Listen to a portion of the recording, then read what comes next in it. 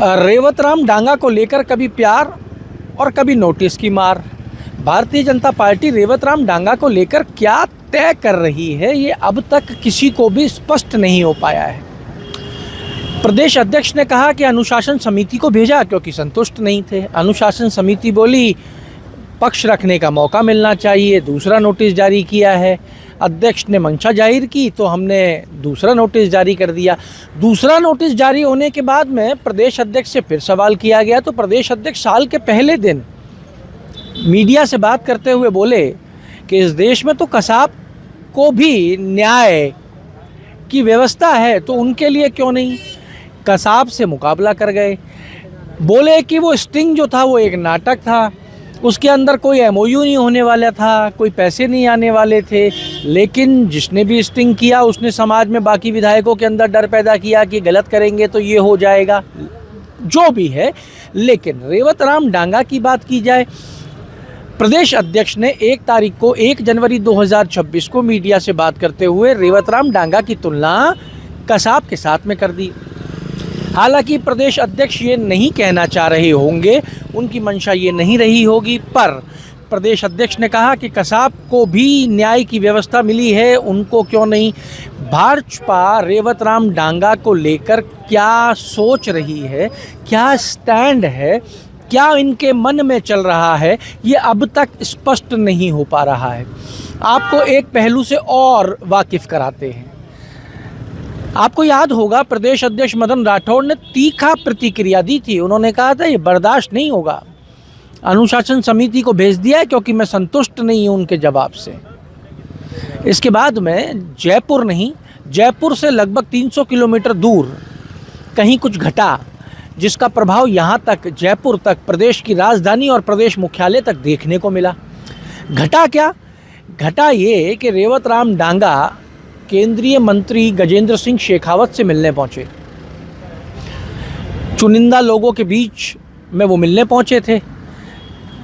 अंधेरे का समय था, वीडियो बनाया गया और वो वीडियो रोक भी दिया गया और ऐसा कहा और सूचना निकल के आई कि आंखों में पानी लेकर रेवत राम डांगा मुलाकात के बाद बाहर निकले।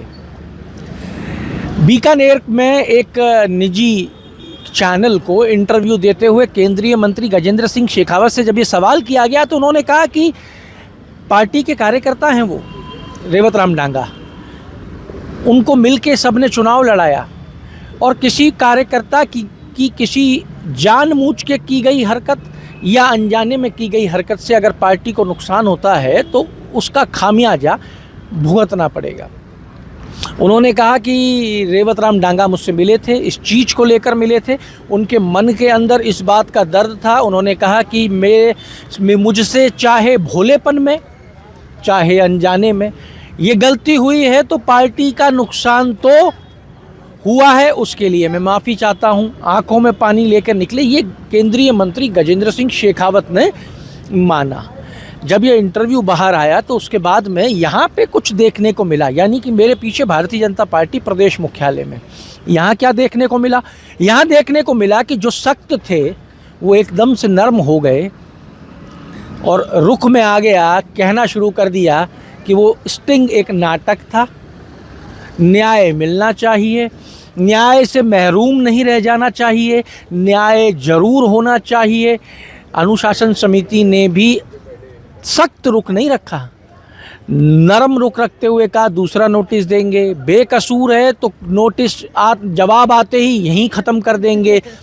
यानी कि प्रदेश की राजधानी के अंदर रेवत राम डांगा को लेकर जो चल रहा था पहले सख्त रुख, वो अब पार्टी का नर्म होता जा रहा है। नज़र आ रहा है कि रेवत राम डांगा को पार्टी में कहीं ना कहीं नरमी की गुंजाइश जाग रही है। इसलिए पार्टी में बार बार ये कन्विंस करने का प्रयास किया जा रहा है कि न्याय मिलना चाहिए।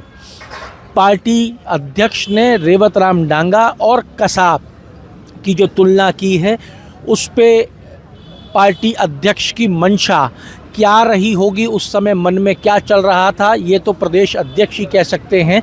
हाँ, पर यह बात तय है कि रेवत राम डांगा 1 लाख लोगों के वोट लेकर विधानसभा पहुंचे हैं और कसाब हाथ में बंदूक लिए हमारी धरती पर हमारे निहत्थे लोगों को, हमारे बेकसूर लोगों को बेरहमी से मार रहा था, तो कसाब की तुलना किसी विधायक के साथ में नहीं की जा सकती है, ये तो तय है।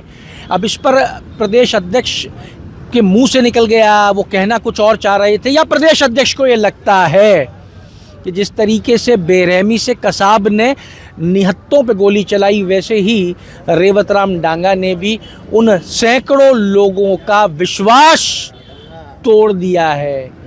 कहीं ना कहीं ये मंशा भी इसके पीछे हो सकती है। बहरहाल स्थिति ये है कि सख्त रुख दिखाने वाली भारतीय जनता पार्टी रेवतराम डांगा को लेकर नरम नज़र आ रही है।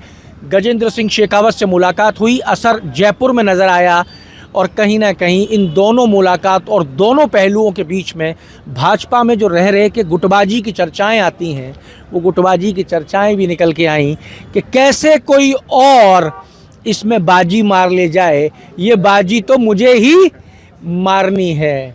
पहले सख्त थे, अब नर्म नज़र आते हैं। मैं आरोप नहीं लगा रहा, लेकिन उसमें कौन सा पक्ष छापा, कौन सा पक्ष नहीं छापा, मैं कोई उस न्यूज़पेपर उस एजेंसी पर आरोप नहीं लगा रहा हूँ, लेकिन ये अनुशासन समिति उसकी पूरी समीक्षा करेगी। और वैसे भी एक प्रक्रिया है, ये प्रक्रिया है कि कहीं पर भी यदि कसाब जैसे व्यक्ति को भी और न्याय के लिए समय दिया जाता है, तो हम भी न्याय का पूरा पालन करेंगे। मैं उस समाचार पत्र को भी धन्यवाद देना चाहूँगा कि जिसने भी इस प्रकार का प्रयास किया है तो कोई गलत नहीं किया है, वो एक लोगों को सीख देने का काम तो किया ही है। लाइन पर रहे, डरते रहें, सावधान रहें, गलत काम नहीं करें, ये सीख तो देने का काम किया ही है। तो मैं तो आलोचना नहीं कर रहा हूँ, लेकिन कानून एक कानून का काम करेगा, अनुशासन समिति करेगी। उसके बाद एक हमारी सुचिता का जो एक विधानसभा में भी एक कमेटी होती है, वो भी इसके बारे में समीक्षा करेगी। फिर इसके बाद में भी कोर्ट्स भी है, कई बातें हैं। गिग वर्कर्स के हड़ताल को लेकर देखेंगे आने वाले भविष्य में क्या होगा, क्योंकि नोटिस का जवाब भी आने वाला है। नोटिस का जवाब आएगा, वो भी आप तक पहुंचाएंगे। पर आप भी विचार कीजिएगा कि जाटों की नाराजगी ये पार्टी झेल पाएगी क्या?